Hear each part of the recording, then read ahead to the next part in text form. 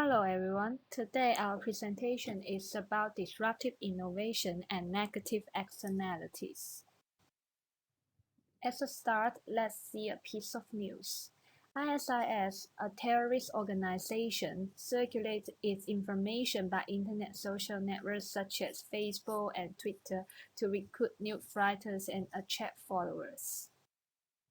Recently, in UK, three young students who knew ISIS from the internet just flew to join ISIS. So from this news, it seems that the circulation of terrorist information is just due to the internet social network, a kind of disruptive innovation. But is it true that disruptive innovation does have more negative externalities? Today, through our presentation, we are going to discuss about this topic. Before our discussion, let's see what disruptive innovation is.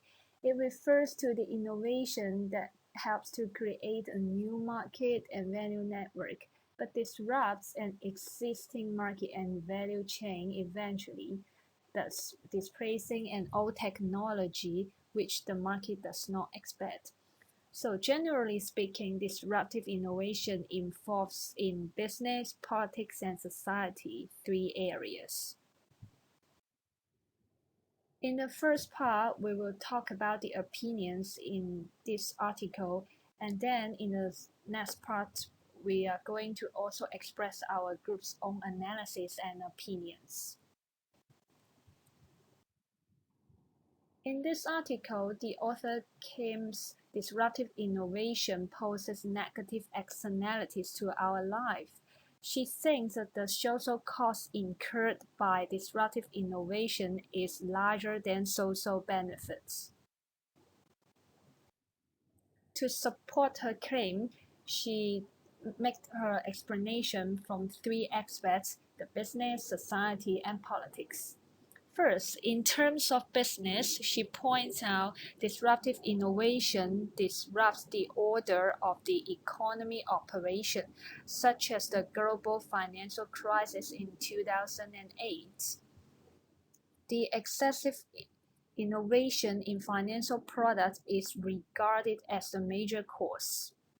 And then concerning about the society, he thinks disruptive innovation forces people to change their habits or to buy something that they really don't want to, such as the popular e-readers. She points out many people try to use and adapt to e-readers just because they want to catch up with the new social trend. And then when it comes to politics, she thinks disruptive innovation boosts political activism, such as 911 and ISIS, which we mentioned just now. So, what about our group's own opinions? Actually, we don't quite agree with what the authors claim. On the contrary, we think the social benefits due to disruptive innovation is much larger than the social cost, and we are going to analyze this from three same aspects: the business, society, and politics. Then first, in business area, disruptive innovation actually creates and increases consumers' demands, thus generating explosive revenues. In this article, the author claims disruptive innovation creates new revenue streams, but it will never approach the scale of the old ones.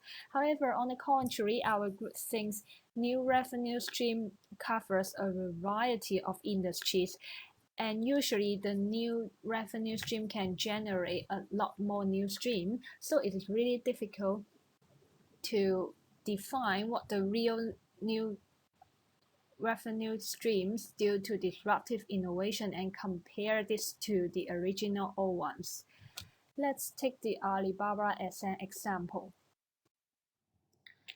In financial year 2014, total revenue of Alibaba reaches 52.5 billion yuan, and the net profits are up to 23.4 billion yuan. Alibaba has become richest internet company in China in 2014. So from the figure, we can see that such a high profit for a single company is really amazing. And this example actually supports our claim that the disruptive innovation such as the internet can create a really new high level of revenues that it has never approached before. And then the second point is the disruptive innovation facilitates industrial transformation and upgrading. We think it is consumers' changing demand instead of disruptive innovation itself that obsoletes backward companies. Let's see the traditional bookshops as an example. Actually, we think the existence of online bookshops provides an opportunity for traditional bookshops to transform into a place for people to relax and make friends with other people who also love readings. This is something that online bookshops fail to do. Thus, our group thinks the emergence of online bookshops, in other words, disruptive innovation, cannot obsolete the traditional bookshops.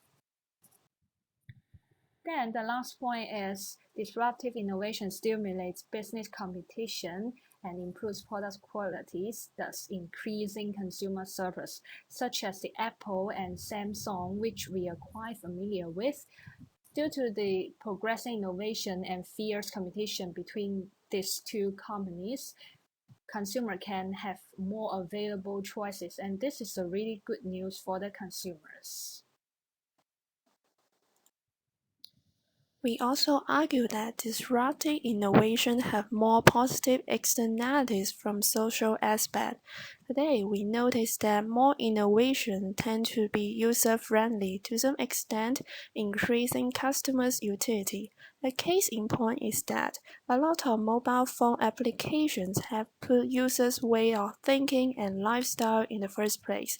For example, NUS Nextbus is an application for students and teachers to know when the next campus bus will come, even when they stay in classroom and offices, which can save our time of waiting for the bus and make full use of our time to do campus activities and study in the library. Another example is that more and more banks provide the queuing service by SMS, which is also an innovative tool makes our life much easier and more efficient. And I never forget how long I have to wait to open an account when I first came to Singapore.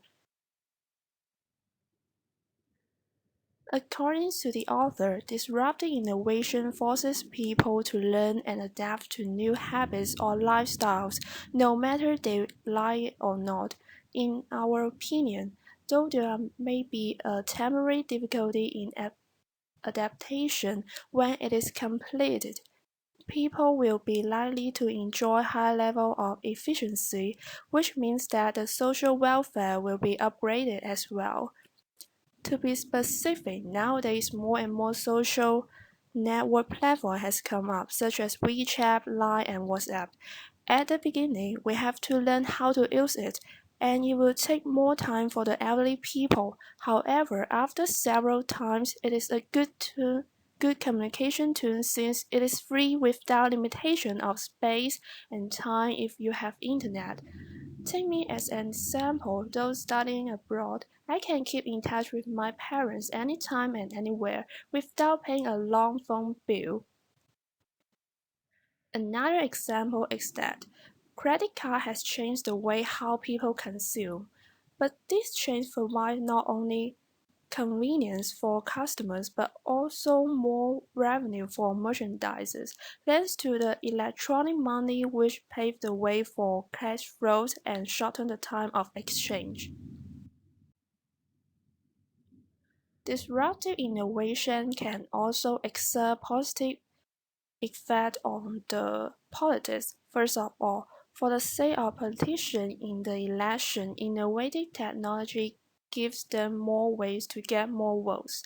For instance, Politicians can create a Facebook account to reduce the distance between them and the common people. What's more, owing to these innovations, government management has been improved significantly because disruptive innovation not only gives the public a new access to monitor the government, but also offers a new way for the governments to disclose their information, thus improving the democracy and government transparency.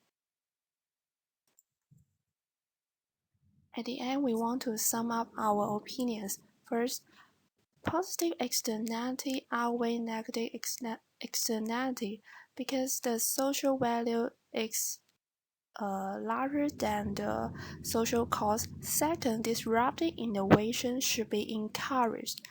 And last but not least, government can take some measures to alleviate the problems of negative externalities. For example, government can strengthen the regulation on innovative financial products. And thank you for listening for our presentation.